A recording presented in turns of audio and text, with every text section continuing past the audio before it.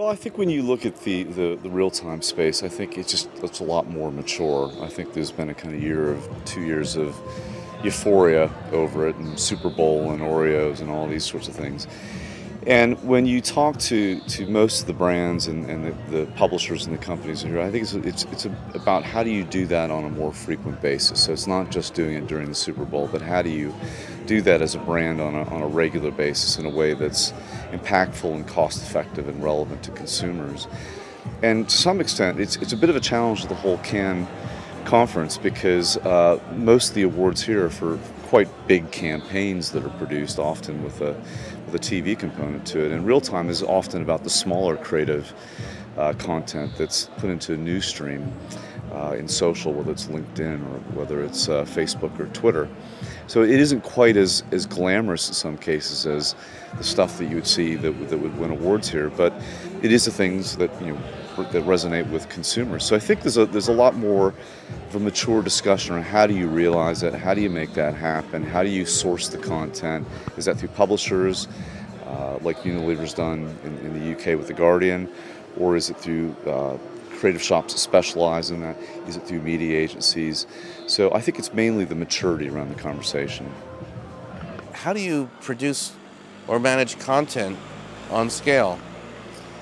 Well, there's an incredible challenge because we have all these great technologies and DSPs and destinations and social news feeds where we can place content, just that we don't have a lot of content to feed the beast. And the beast needs are growing on a regular basis, on a continuous basis. So I think over the next year or so, I think you're going to see a lot more solutions in the industry to feed that beast, and whether that's a publisher deal or hybrid organizations that are created to feed the beast, if you will. Because the challenge is to do that on a regular basis, but also cost effectively. I mean, you don't have an unlimited budget, so you need to do it in a way that's affordable for many clients that are out there. So how do you feed the beast? Look for some solutions over the next year. I mean, our belief is that to make a lot of that earned media really work, you have to have some sort of paid element to it. You have to have, of course, a great owned element. You have to really have a good piece of content at the end of the day.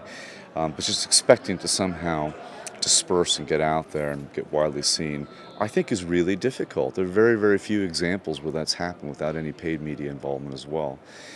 So, our tools, our Connections Planner tool, for example, that helps organize paid, owned, and earned together and optimizes that, I think are absolutely fundamental, because you really have to think about what is the most strategic use of the paid, the right level of the paid, and the right places to get the most overall reach for that particular investment.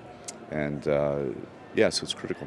Television remains a huge source of frustration for me because it's so ripe for disruption and for a new model.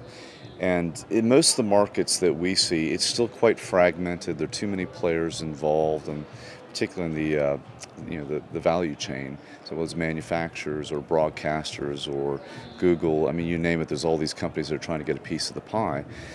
So who can come in and really disrupt that? I don't know. I mean, you think Google might be able to pull it off, but they haven't been able to date. And then perhaps Apple, if they ever launch an proper Apple TV, they may become the new interface for on-demand television in the future. But in the meantime, you see these parallel paths to getting to that disruption through things like Netflix, which are phenomenal. I think a third of all bandwidth is taken up by Netflix in the U.S. every evening.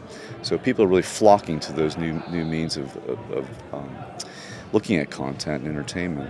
But we're still not quite there yet. I still think we're probably a few years away to any sort of tipping point within IPTV before it becomes scaled and efficient enough that advertisers really put a lot of investment into it.